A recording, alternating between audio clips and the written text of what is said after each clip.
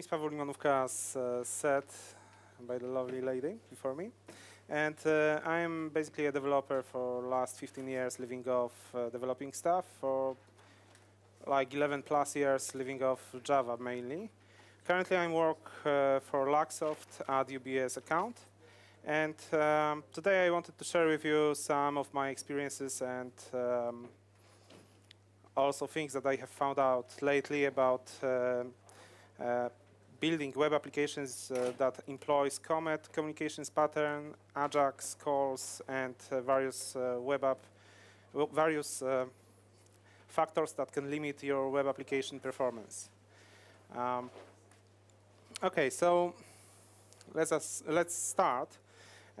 For me, the story with Comet started in 2007, around 2007. At the time, I was a self-employed professional, meaning I had a very little firm, and I was living off the projects that those customers who dared to came to me gave me to develop. And one day, the customer, the client, came and said, would you develop a gaming platform for me? A gaming platform that users, players, could use to bet against various instruments from the stock market. The idea was very simple. We take a bunch of instruments out of the stock market. We are taking those ticks from the stock market, and based on those ticks, we calculate the likelihood that a given instrument has to finish as first or as best with higher growth or smallest loss within 15 minutes time frame. And we are presenting those odds to people, to the players, and the players can bet against those instruments. They can put their money that given instrument will win within that 15 minutes time frame. Of course, to keep the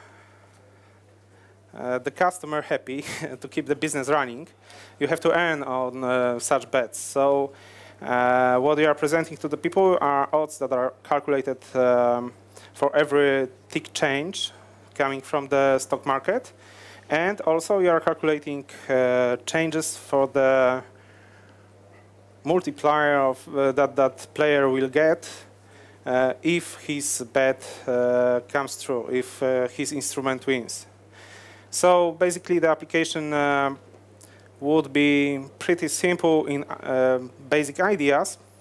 The calculations wouldn't be too complicated. Of course, the server side would have to connect to the stock market, get the ticks, calculate the odds, and also basing on those odds and bets placed by various players, it should calculate how much money the player who is placing the bet will get if he wins. There was few catches there. The client said that he wants the application to perform well and be able to serve up to 5,000 players online. That was the first one. And the second one was the player has to see the new odds and, more importantly, the money he will get out of the bet within 200 milliseconds time frame from the moment that the server calculates those values. At the time, all my experience with web applications was pretty standard. I have created few web applications in the past, but those were very standard request-response style business applications. Sure, some of them were performing pretty well and were serving like 2, 3, 5,000 people. Yeah, I don't know how to say it in English, but there was one system for Grohe Polska that was used to keep track of sales representatives' performance and give them some appraisals, for example. This was with a pretty huge user base. Anyway, at the time I didn't have any previous experiences with Comet or with Ajax in that matter.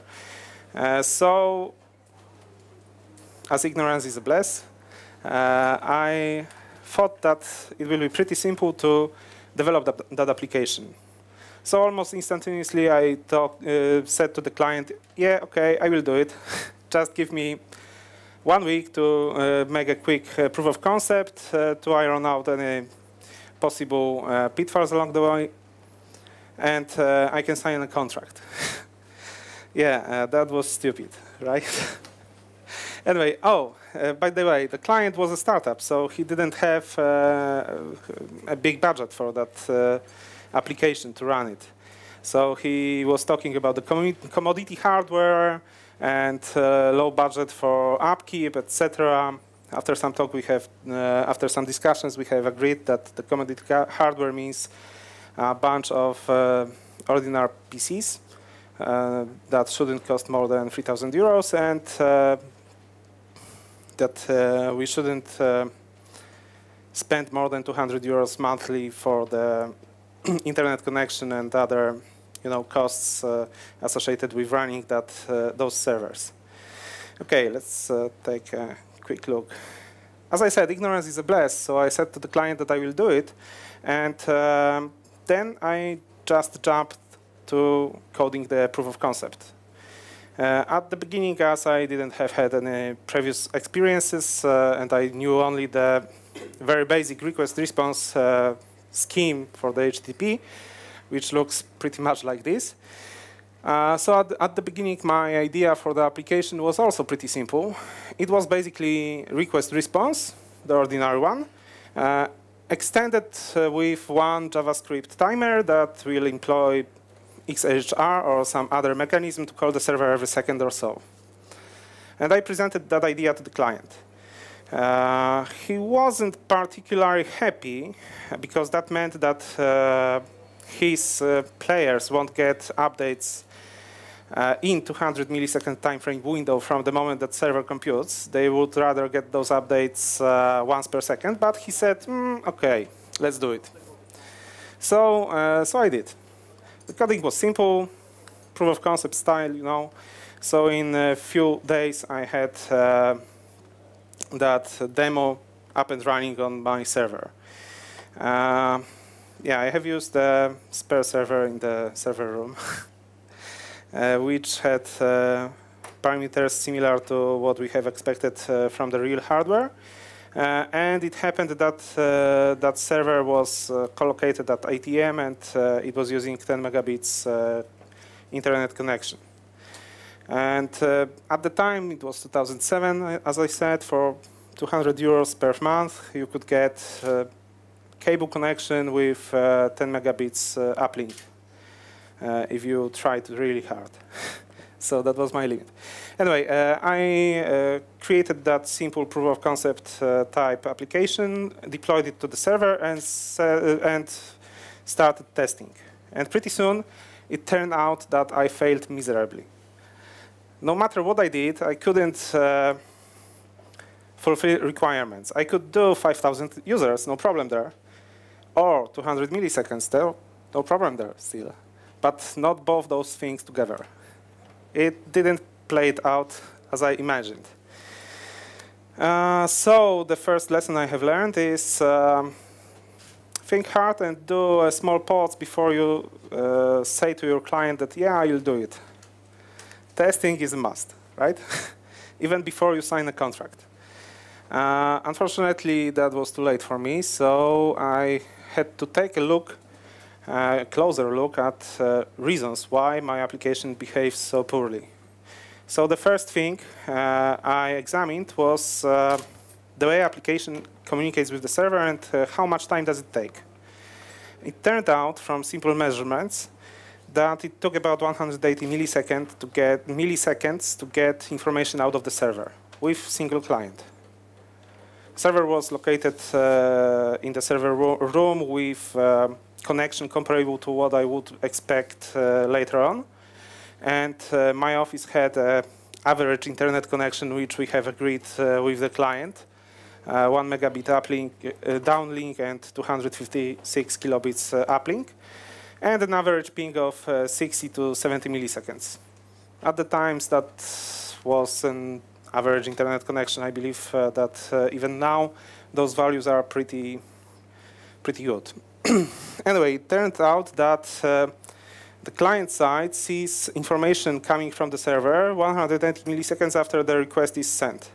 On the other hand, the server logs showed me that server takes approximately 10 milliseconds to serve that data and push it out. So I was wondering what is happening with the rest, with 170 milliseconds. It seemed to be an awful big amount of time. And as you can see on the slide, here's the outcome of that investigation. The first loss, a huge loss of 75 milliseconds, was for the connection opening. TCP IP handshake, establishing connection. This timing comes from round trip time. You can't do anything about it. It's basically the ping plus a few milliseconds for server side. And the second thing here, well, it should be split in two, but to save space on the slide, it's shown like this, is the half of the round trip time required to push the data with the packet with HTTP request from client to the server, plus some time needed for the transfer itself.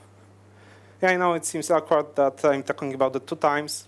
One, the half of the round trip time, and the second is the transfer time. But believe me, it's just like this. Anyway, 20 milliseconds also seems a lot.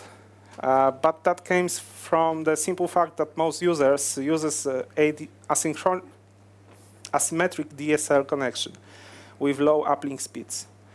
So if you take an average HTTP request, I don't know if you can see it, but it's there in the background. It's about 500 bytes.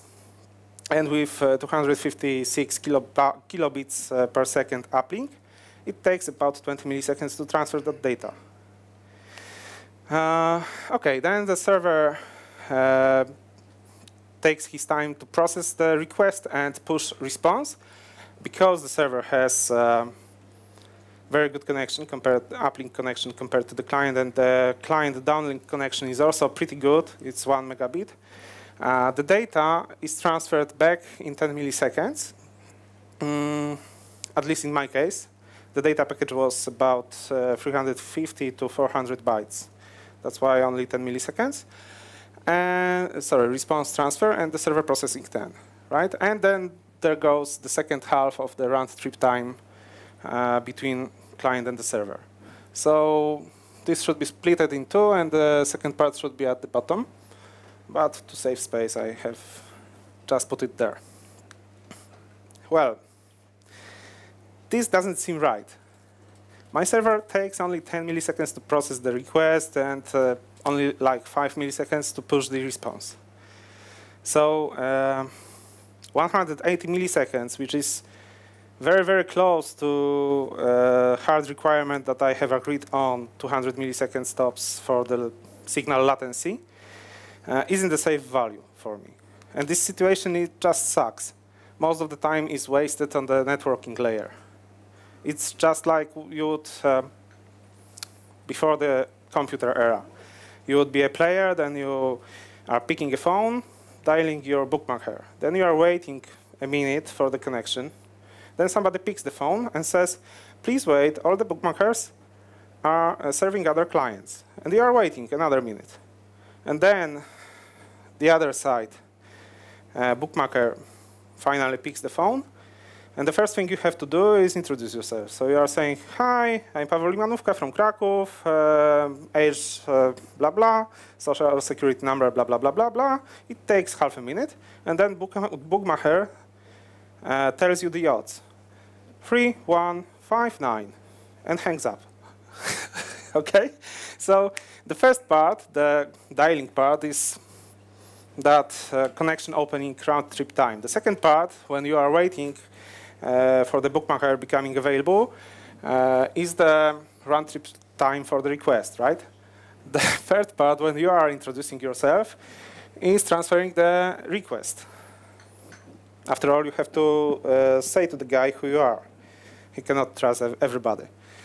And the actual time required to give you the data is very short.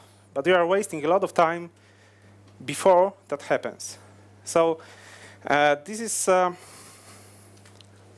this communication scheme and the facts behind it are or led some smart people to invent the first of the Comet transports I will be talking about. Okay, that doesn't work.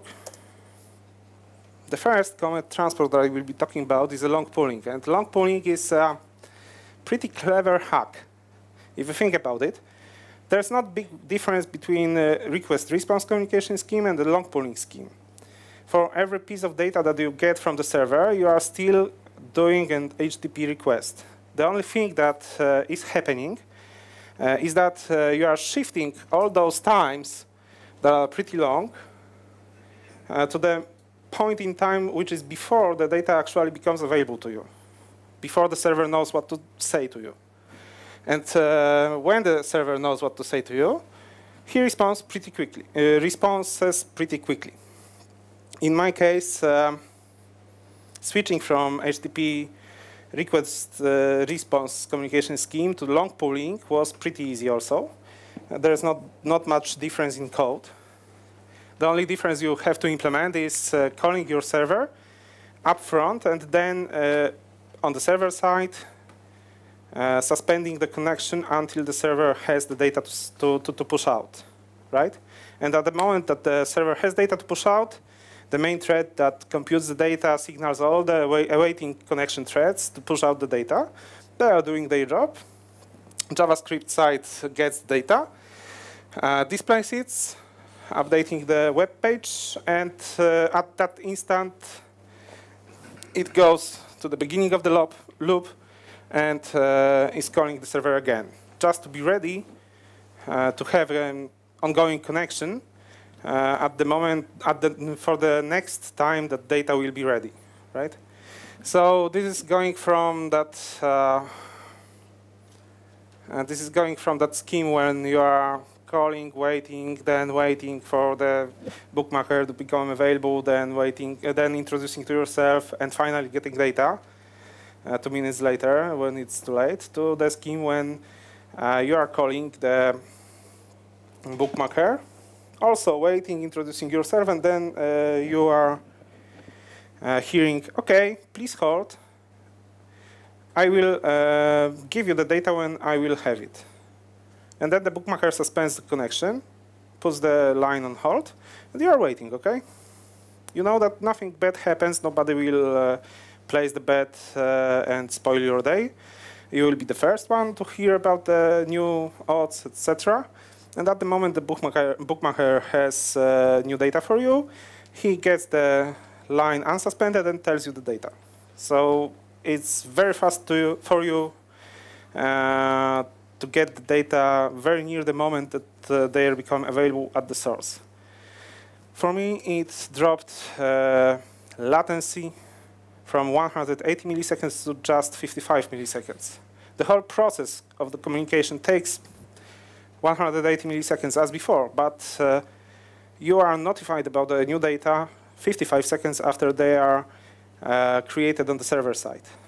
So this is a big improvement.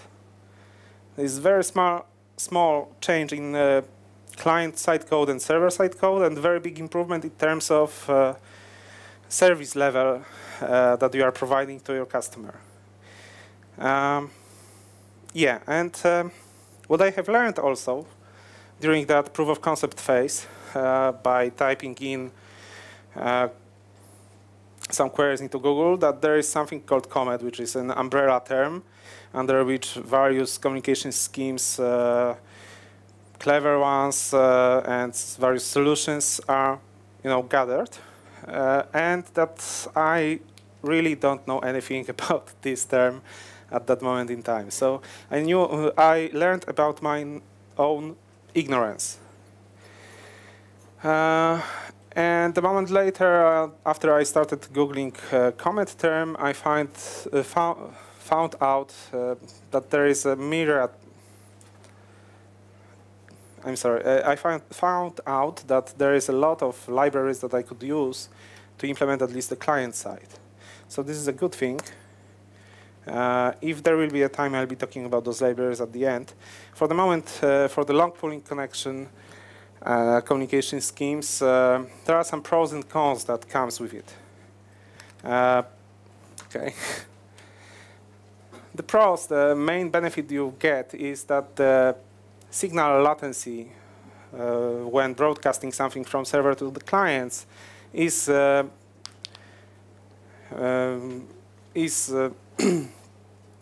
very low when compared to standard request-response communication scheme.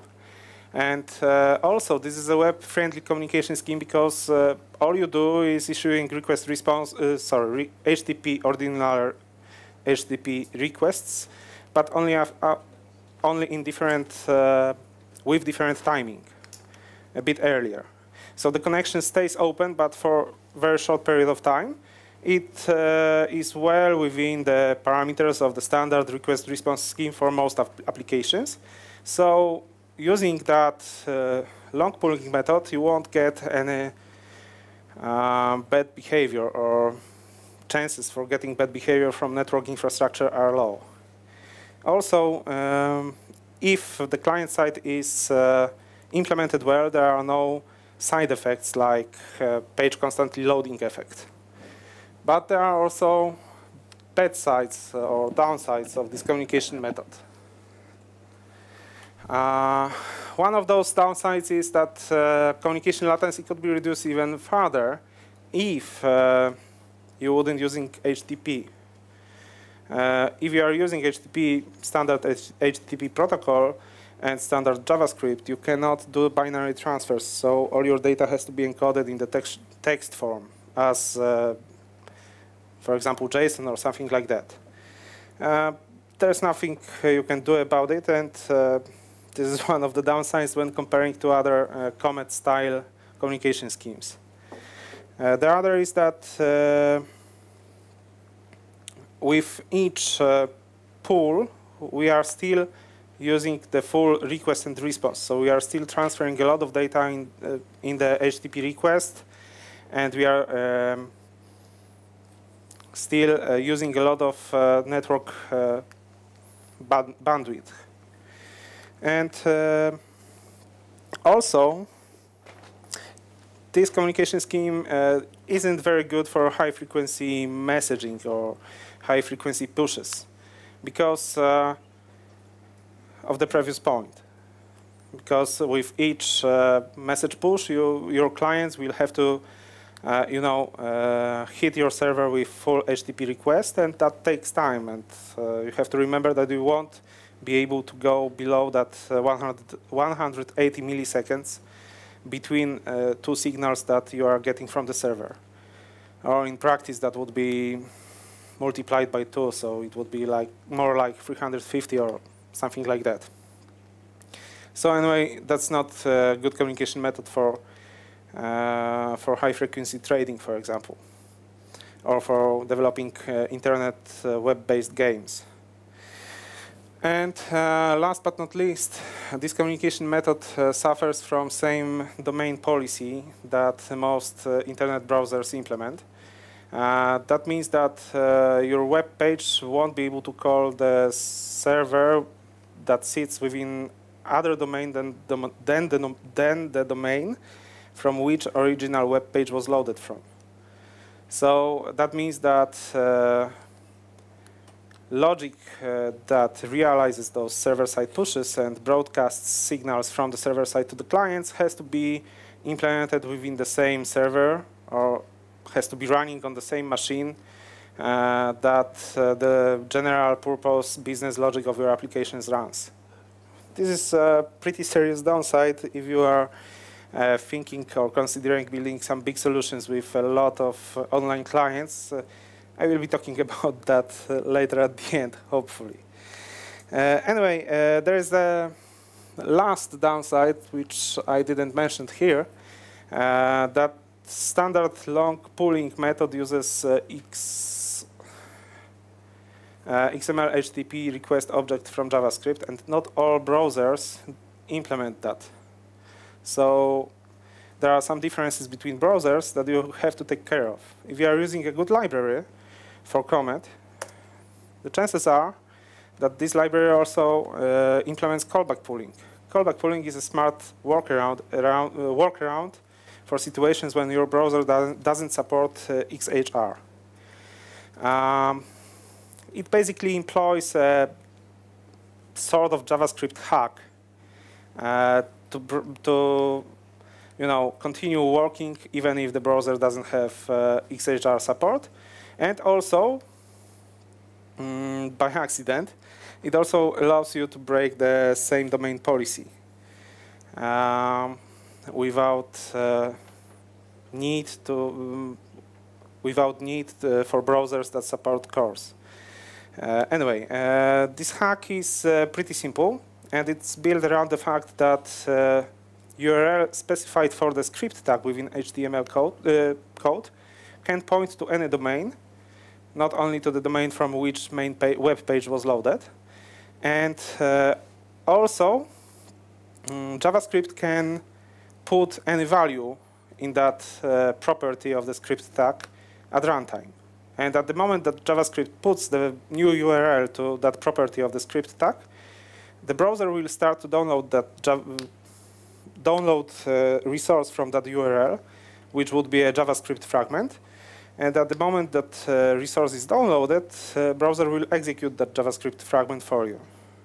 So if you will split your client-side code into a part which will reside in main web page code and that will process and display the data from the server, and the part which is basically a very simple function with all the data that server wishes to push inserted as static values, and one callback that calls JavaScript function from the main part, then you can fool the browser and work around the same domain policy and also implement the long pooling communication scheme with browsers that do not have XHR support. Okay. If it's okay with you, I would like to take it off. It's pretty hot in here. Okay, any questions so far? No? These things were really, really new to me when I was first exploring it. Yeah. No questions. As I am a server-side programmer, not a client-side one, so I don't work with JavaScript and HTML code on a daily basis. But nevertheless, those things are really worth exploring, even if you are doing only the server-side programming, because chances are that sooner or later you will have to implement something like this in your server. So you should know about those things, at least basics that I'm talking about. Anyway, about Comet, Comet isn't about only the long pooling and callback pooling communication scheme. There is a bunch of other schemes that together form or fall under streaming transports term. Streaming in this instance means that client-side code won't be constantly asking server, won't be doing an HTTP connections all the time for each signal that server wishes to push. One connection will be made at the very beginning, and then this connection will be reused during the whole user session. So basically, the browser, after main web page of your game will load, will execute your JavaScript code, which will use, for example, XHR or some other mechanism to call your server, and that call will open an HTTP connection that will be used for pushing all messages from the server until the user closes the browser. Those kind of communication methods are really cool. The first thing that is cool about them is that you are no longer transferring HTTP request headers for each signal that server wishes to push to the clients. So you are saving a lot of bandwidth. And imagine, for example, that your application runs on the cell phone, and in that situation, the client would pay for each of those HTTP requests, which would probably sum up to significant, amount. imagine a guy who is addicted to gaming apps and he's doing all that stuff all the time. He would have pretty big bills, right? And I'm talking about games, but this can count in business applications in real life. Also, because we aren't doing HTTP requests all the time, the server load will get lower when using streaming communication scheme compared to callback pooling or long pooling or other communication schemes. From the streaming communication schemes, there are several possibilities you can choose from. The first one is iframe streaming, which was probably the first one that came. And this, again, is a bit of hack because it depends on opening an invisible iframe, so-called forever frame, by the JavaScript code.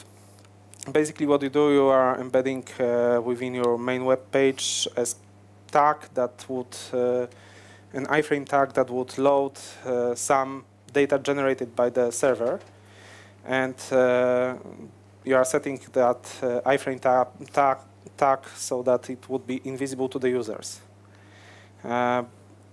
Server side, when has something to push to the clients, will embed that data in the JavaScript fragment. Basically, same technique as with callback pooling. And then we would push out that fragment. Of course, the server side has to use chunked encoding so that the browser would know that the resource that it's loading for the iframe is of infinite length. And of course, you would have to supply the callback function on the client side too. But essentially, that streaming method is really cool because it works almost in all browsers. It has its drawbacks, again. It imposes some overhead to the data that you are transferring because you have to emit a script tag with some JavaScript wrapper around your data for each signal you are pushing out. Also, what may be a worse problem than that is that the chances are that you are using iframe streaming because your browser doesn't support XHR, for example, because it's old, basically. And for most old browsers, if you are changing the DOM model by JavaScript, or if you are pushing new elements to DOM model all the time, the browser won't recycle memory that was allocated for elements that aren't used anymore. So even if you take an extra care and add some clever JavaScript code to remove the elements that were emitted by your server for already consumed signals, the memory used by the browser will grow all the time during the user session. Eventually, this leads to swapping and then to blue screen of death or something like that. And this is a big problem. I have seen applications that were heavily dependent on Ajax calls or that were doing streaming. And I have seen situations when such applications were crashing not only browser itself, but the machine on which user have been working within 2 hours or 3 hours of constant use. Especially Internet Explorer version 6 was pretty funny with that. We had such problem with Raiffeisen Bank. They had that policy that everybody uses Internet Explorer, a special version, our version, so they cannot really update it with any other browser. And that special version of Internet Explorer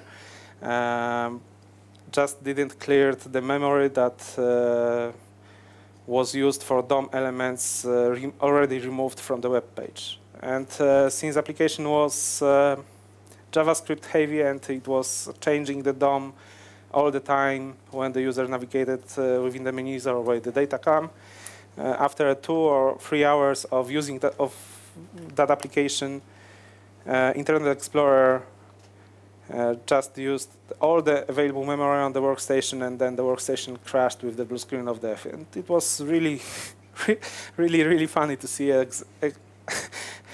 it was happening all the time. So this is one of the main drawbacks of that method. Let's skip to the next one.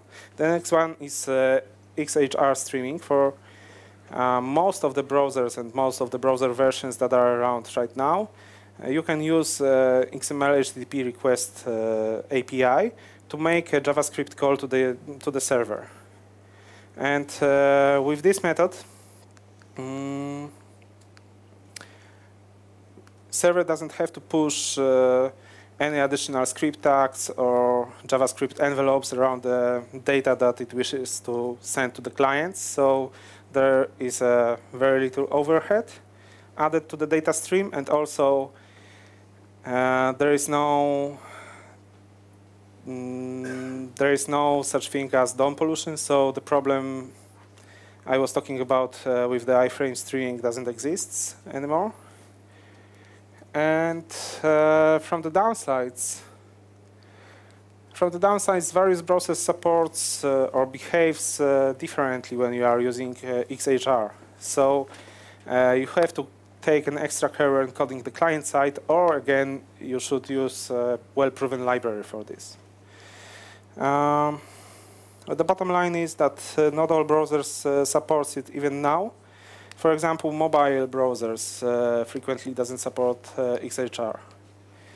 Yeah, there can be some overhead and extra coding on the server side too, because some browsers like Safari or Internet Explorer in version I think even in version 7 doesn't really react to the data you are sending until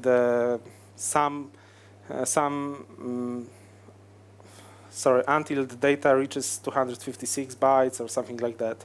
So basically, depending on the browser that client uses, you have to prepend some junk before your first package. Otherwise, the package won't be seen by the JavaScript code on the running within the browser. Okay, the XHR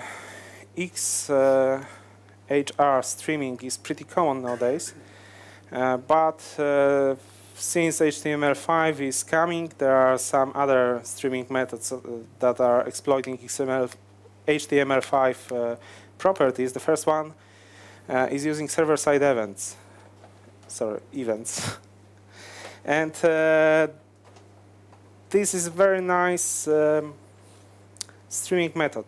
Basically, all you have to do is use server-side events API of your browser, and the browser cares about most of the things that with previous methods you would have to take care of yourself, about reconnection when connection is lost, about sending keep alives and supporting keep alives.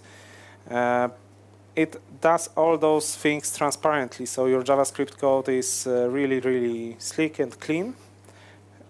And you don't need to waste that much time for upkeeping it and for changing it. Also, because the browser itself supports that streaming method, if it supports it, it tends to be a lot more stable than, for example, EJR streaming or iframe streaming.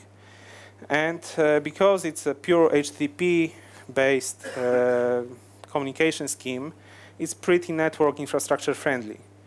If you are using this to push the data pretty frequently, like every 20 bucks, 30 seconds, then you are probably on the safe side, and network infrastructure between your server and the client machine won't break that connection. So it's pretty cool method. On the downside, most of the browsers that people are using right now are in versions that doesn't support those server-side events yet. So this is a downside, which can prevent you from using this method altogether. I mean, imagine that you are creating some business application when you need to push the stock exchange ticks to the clients within the corporation. The corporation uses a browser that doesn't support it. Well, there are chances to convince somebody to move to the newer browser versions are very slim in such situations. Okay. The other downside of this method is that some overhead added to the data still exists because you cannot use binary streaming. You have to encode everything as text, as JSON values, etc. And this can be eliminated with WebSockets and with implementing Comet push over WebSockets. WebSockets also came with HTML5 specification and share similar downsides with and are sharing similar downsides as server-side events. Basically, the big downside is that number of clients with browser version that supports WebSockets is pretty low, pretty limited. And the second one, which is an extra bonus, is that the network infrastructure tends to be unfriendly when you are using this method. Because you are using HTTP only for making the connection, and then you are upgrading the connection and going away from the HTTP specification, chances are that there will be some proxies, caching proxies, or level 7 infrastructure elements that won't allow you to use WebSockets to communicate something from your server to client or backwards. Okay, this was an overview of the client side. As to the server side story, I started with a simple servlet, and that servlet was just pushing out data in a simple request-response communication scheme. And the first thing I hit was the fact that I couldn't connect more than 200 clients to my server. The number was very nice and very, round, so that led me to taking a look at configuration parameters of the Tomcat and Apache, and those are the default values. My limit of 200, maximum 200 connected clients came from the fact that max threads parameter of the Tomcat has 200 as default value for default installation. And Tomcat just won't create more threads than 200 for incoming connections. If your client is using the connection all the time, like with one of the streaming methods, then there will be one-to-one relationship between number of clients and number of threads on your server side. And this was the exact situation I was experiencing. Of course, I can bring that number up. I can set it to 5,000 to make my server serve to 5,000 clients, but that won't me do any good. Why? Because I'm using one thread per every client connected. And the first thing I have noticed after rising up that number from 200 to 5,000 was the noise from CPU ventilator, right? And a few seconds after that, JVM just died out of memory. First, I thought that I have done something wrong within my servlets that are pushing out data with streaming transport. That I'm using some objects and not freeing them, eating up heap. But that wasn't the case. The problem was not with the heap space. I was getting permgen, out of permgen space errors. This is because every thread within Java has its own stack. And by default, that stack value was, somebody remembers? I think that in my case, it was a bit higher than that. Have the numbers somewhere in here. But anyways, when approximately 1,800 clients have connected, the permgen space was exhausted because of the stack heaps allocated for threads. You can change that parameter. You can tell the JVM to allocate less space for heap per thread. So I did that. And there were two effects of this move. First one was that I was able to serve more than 1,800 clients. JVM crashed with about 4,000 clients. The second effect was that my business code, or code that was doing majority of the work, like logging user in, like talking to database, like doing calculations, stopped to work because of too little thread stacks. That means that if you would try to go this way, you would have to split your applications into two parts. The main business part with pretty standard normal settings, and the Comet serving part with parameters adjusted for high number of simultaneously connected clients.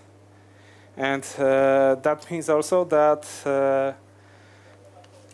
you would either prefer the communication schemes that allows you to break same origin policy of the browser, or you would have to set up some kind of smart load balancing between your clients and your servers. For example, HA proxy can be used for this, but it's a level 7 thing, so many admins don't like it, and will be trying to convince you to use some level 4 solution like hardware load balancer. If you have budget for it, go for it. Anyway, getting back to my problems, I was able to hit the 4,000 connected clients mark before JVM died. Do you know why JVM died after connecting 4,000 clients? Again, it died with perm gen out of memory type error. It was due to the socket buffers. For each active socket connection, JVM allocates two socket buffers, transmit buffer and receive buffer, 32 kilobytes each. That gives you 64 kilobytes per connected client. If you have thousands of connections, it will be 65 megabytes, right? So it's a pretty significant number. On top of that, operating system, if you are, for example, deploying on Linux, will also allocate some memory for the socket buffers, this time on OS level. Okay. At that point, I was convinced that I have to look into alternatives. I was fortunate because at the time, Java new I/O was mature enough, meaning it was 5 years old. So I was able to find a server that implements Java new I/O API. Skipping the slide about new I/O itself, I was using as a final solution Tomcat new I/O connector, or non-blocking I/O connector, and this went pretty smoothly. I get rid of all the out-of-memory problems I was describing to you before, because with non-blocking I/O, Tomcat uses just a few threads for thousands of connections, really. So this is the way to go. Let's skip ahead. Sorry, guys, for that. You will find all the details in the presentation in your materials afterwards. Let's just summarize that Tomcat is a real good solution, especially if you pair it with some well-proven library for implementing Comet both on the client and the server side. I would recommend Comet D, or if you can, Atmosphere and Comet D on top of it. This is a really slick library, Atmosphere. I really recommend taking a look at that. it solves most of the problems, compatibility problems between the various servers. So if you are using this library, your application will be performing really well under servers that employs non-blocking I/O for communication, and also it will be compatible with older servers. Also, the client side is really good, and if you have to use some high-end mechanisms like time synchronization between your clients and server, you can always run Comet D on top of Atmosphere. So for most solutions, there are ready-to-use libraries out there that will shield you from those painful things I was talking about in the presentation. But don't settle on just using the library. Please try to investigate what is going on underneath and what problems it solves, because sooner or later you are going to hit the wall. For example, with, even if you are using Atmosphere, Java non-blocking I/O connector of Tomcat or some Jetty server or something like that,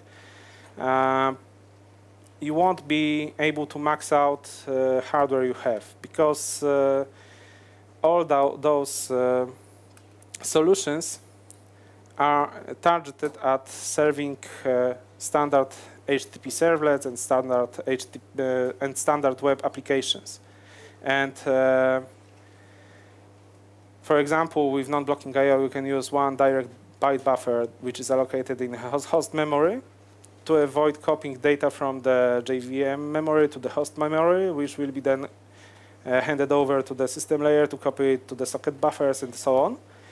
Unfortunately, when you are using a standard approach, a standard servlet container, for each connected client, there will be one additional copy from the JVM memory to the host memory before the buffer from the host memory can be handed over to the socket layer. So please investigate the options below, because sooner or later probably you will need it as your application scales up. Okay, I'm behind the schedule, so thank you for giving me your time and attention. And visit blog.laxsoft.com domain. In a few days I'll post the full article there. Also, you can reach me using an email, which will be included within the presentation that you will get as materials from the conference. Thank you.